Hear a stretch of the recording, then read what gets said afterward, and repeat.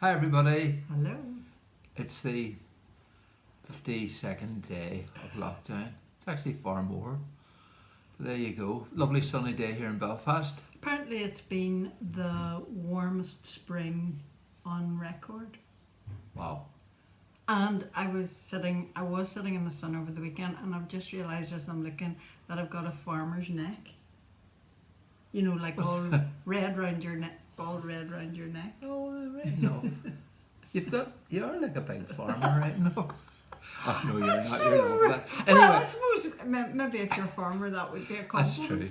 I love farming life, those farming programs. I'm a wannabe farmer. I don't like dirt and animals, Well, I did have to remind you of that. but I do like Land Rovers. It's Or Range Rovers. he just wants to direct. A gentleman. Yeah, you just Gentleman want farmer. to direct, but you don't want to get your hands No, I dirty. don't. Anyway, but do you know something? It's June the 1st. I started a new book today. I'm reading Deuteronomy 1, and it brought me back to April 1981, Spring Harvest. We were part of a Brethren Assembly, and we went to Spring Harvest in '79, the very first one, and we'd had just deeply impacted, and we used to do lots of outreach stuff, but we started a new one in our own particular area of the city. And the problem was that when we saw somebody saved, it was difficult to bring them to our Brethren Assembly. Not because the people weren't wonderful and we didn't love them, but culturally, even then, it was like bringing your... It was very divorced. Yeah, from and like where bringing they your were granny at. to a rave. And so there was a group of us Well, where... I'm a granny and I know, but you don't go to raves, do you? Move on. I could. Anyway, you get the picture. And so we were seeking God, and it was... I think the thing that I look back on, we never really thought that God would move us outside our box. In other words, we always thought we would reform the assembly. And I remember coming home one day and thinking and saying to you, we might need to go to a local Presbyterian church, and you were totally aghast at the thing. It was like... God couldn't possibly say that. But we went to Spring Harvest 81, really seeking God.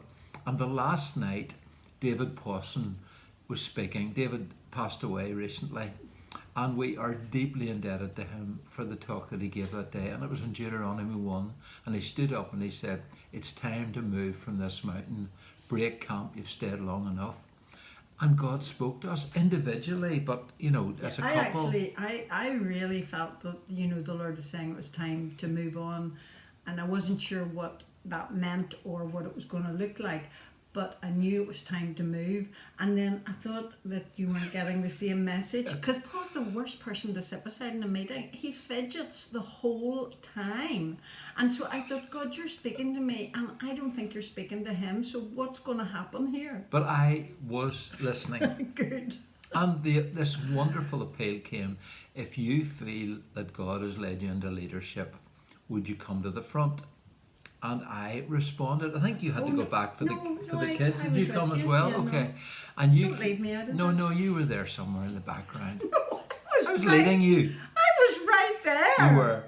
And we went up. And actually I found out subsequently that Mike Betts of Relational Mission, who leads Relational Mission, and Ian Savory, who leads Lighthouse Church in Sheringham, they both went up that night. Now they were probably about 10. I think I was 30 at the time, or just coming up to it, and they were probably about early 20s, and they responded. And I've always been fascinated. I've talked to Mike about it, and we've often thought, I wonder how many other people around the country actually responded that night. Anyway, subsequently we came home, and we shared the tape, as they were in those days, with our little group, and 11 of us decided that we would start a new church, which of course was a little non-charismatic house church in a place called Carryduff in an area of South Belfast. And we went and told our elders. They were heartbroken, to be fair, weren't they?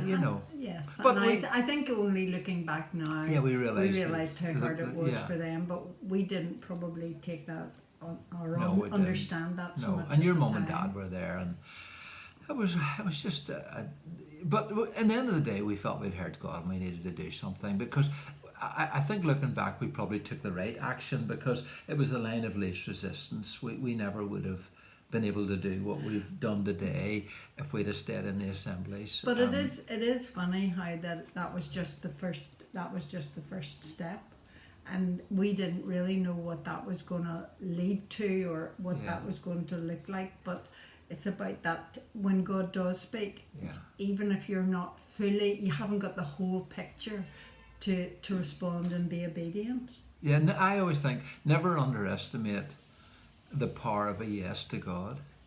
I mean, we had no idea of what was going to happen because we started off with 11 and in 2 years there were 8 of us. I mean, it wasn't exactly a great success story, but I mean, the Lord came and blessed, and you know, we ended up 40 years, almost 40 years later, having built something I think wonderful in Belfast and beyond that, and it all came through listening to God. I think our hearts were prepared, weren't they? We were hungry.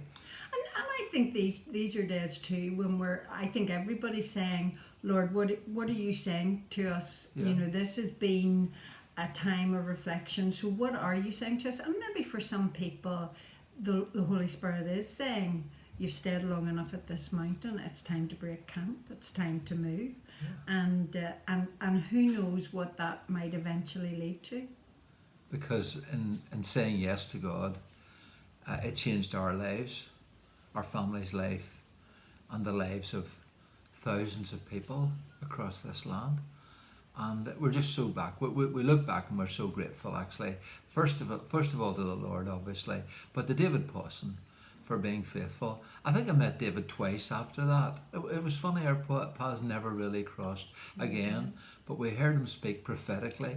I just a little thing I want to bring up. I heard it on Twitter, or rather I saw it, that online preaching at the minute has tended to become teaching, which is wonderful.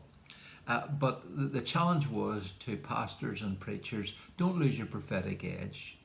Don't be afraid to speak even into a camera what God's saying and what He might be saying. And what we've just said today is this: a couple of things. Never underestimate the power of a yes to God. And the second one is what you just said, which I can't remember what it was, but it was powerful anyway. No, that God might be saying to someone else, it's time to break camp, yeah. And it's time to move from this mountain. Hey, it was a great day. God bless you.